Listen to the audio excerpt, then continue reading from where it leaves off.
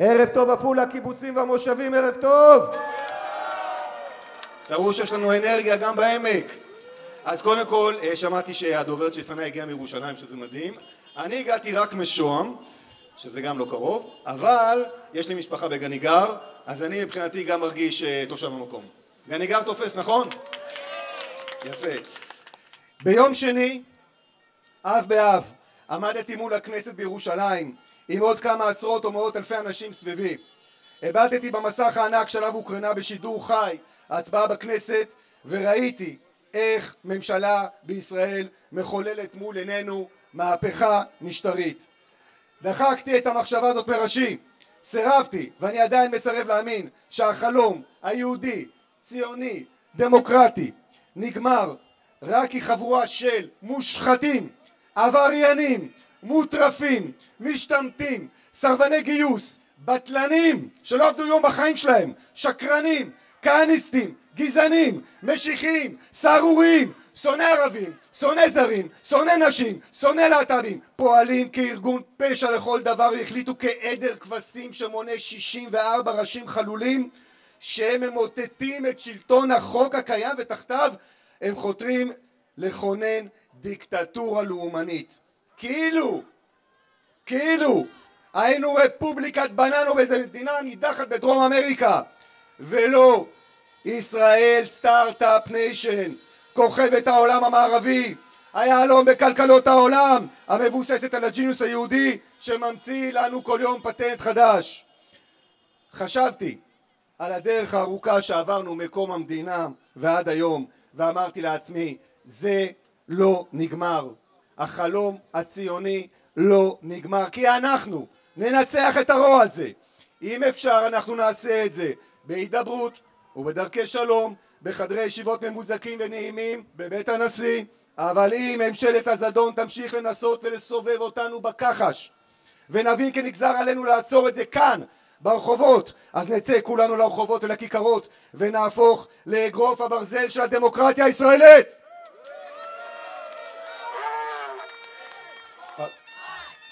דמוקרטיה. על דבר אחד אני רוצה להודות לראש ממשלת הזדון בנימין נתניהו ולהגיד לו תודה. תודה שהארת אותנו אחרי 75 שנה, תודה שהארת את המחנה הדמוקרטי ליברלית וגרמת לנו להבין שהסיסמה שאפיינה את החיים שלנו עד היום, חיה ותן לחיות, היא מתאימה אולי במדינות כמו נורווגיה או שוודיה, אבל היא לא מתאימה למציאות הישראלית שבה מגזרים שלמים לא מחשיבים את הדמוקרטיה כערך עליון, אלא רק כשיטת שלטון טכנית שמבחינתם אפשר להחליפה סתם ככה, כי לדמוקרטיה ולערכיה אין שום משמעות בעיניהם, הם לא מתחנכים עליה והם לא מבינים את המשמעות שלה.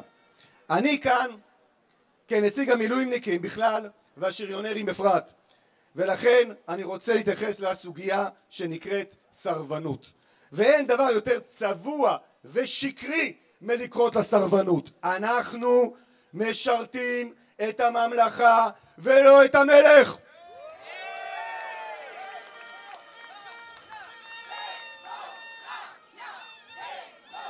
ולכן ברור שהנאמנות שלנו נתונה למדינה ולצבאה ולא לראש ממשלה כזה או אחר. ראשי ממשלות באים והולכים, משנת 1977 ועד היום היו הרבה יותר ממשלות ימין מאשר ממשלות מרכז ושמאל, אבל מעולם אף אחד לא הפסיק את שירותו הצבאי, אף אחד לא חדל מלהתנדב ליחידה מובחרת. הסיבה שזה קורה היום היא כי ראש הממשלה הנוכחי, שחי בסרט שהוא אכן מלך, חושב במוחו המגלומני כי אנחנו משרתים אותו כאינדיבידואל, מחויבים אליו באופן אישי, כאילו אנחנו חיילים בארגון פשע מאורגן בשיטת המאפיה. בושה! הוא ושריו לממשלת הזדון אינם מבינים שאנחנו משרתים את המדינה הדמוקרטית ואת כל מה שהיא מייצגת בערכיה, ולא אותם כפוליטיקאים שמתחלפים חדשות לבקרים. הם לא יכולים ולא מוסמכים להפר את החוזה בין המדינה לאזרחיה, שבמסגרתו אנחנו משלמים מיסים כדי שהמדינה תתקיים כלכלית, ואנחנו משרתים בצבא, בסדיר, בקבע, במילואים שנים ארוכות, כדי שביום פקודה נגן עליה מפני אויבינו החיצוניים. אם כבר יש מישהו שלא מכבד את החוזה הזה, הם כל אותם ציבורים שלא עובדים, לא משלמים מיסים, לא משרתים בצבא, למעשה לא תורמים כלום לקיום המדינה. בושה! בושה! בושה! ונחשו מה? אזובי הקיר האלה מעיזים להחציף פנים אלינו, והם קוראים לנו סרבנים, אלה שלא עבדו יום בחיים שלהם ולא שירתו יום בחיים שלנו. עולם הפוך! עולם הפוך! הזנב מקשקש בכלב. בושה!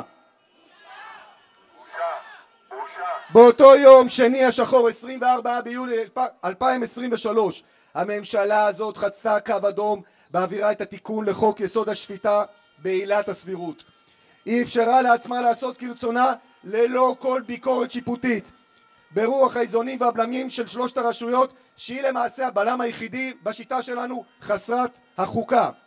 הקו האדום הזה נחצה שוב בימים האחרונים כאשר ראש הממשלה נתניהו התראיין כמובן באנגלית וכמובן לרשתות זרות בלבד, למה שהוא ידבר איתנו, ואמר שהוא מסרב להתחייב כיציית לבג"ץ אם יפסול את עילת ביטול הסבילות.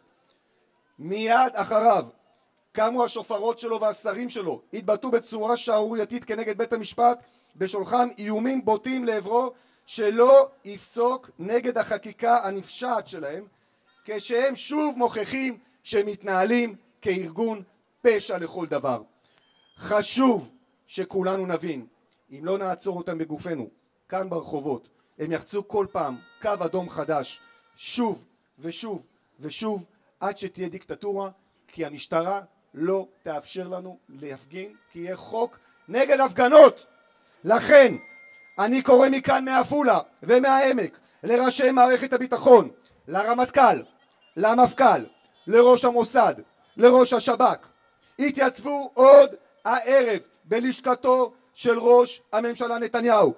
תנו לו התראה רשמית ותודיעו לו בצורה נחרצת כי אם הוא יוליך אותנו לעימות רשויות בין הממשלה לבית המשפט העליון, נאמנותם תהיה לבית המשפט העליון, כי הוא שומר הסף של הדמוקרטיה הישראלית. תושבי עפולה, הקיבוצים והמושבים חזקו ואימצו כי ישראל לא תהיה דיקטטורה. ישראל לא תהיה דיקטטורה. ישראל לא תהיה דיקטטורה. ישראל לא תהיה דיקטטורה. חזקו ואימצו, המחאה תנצח.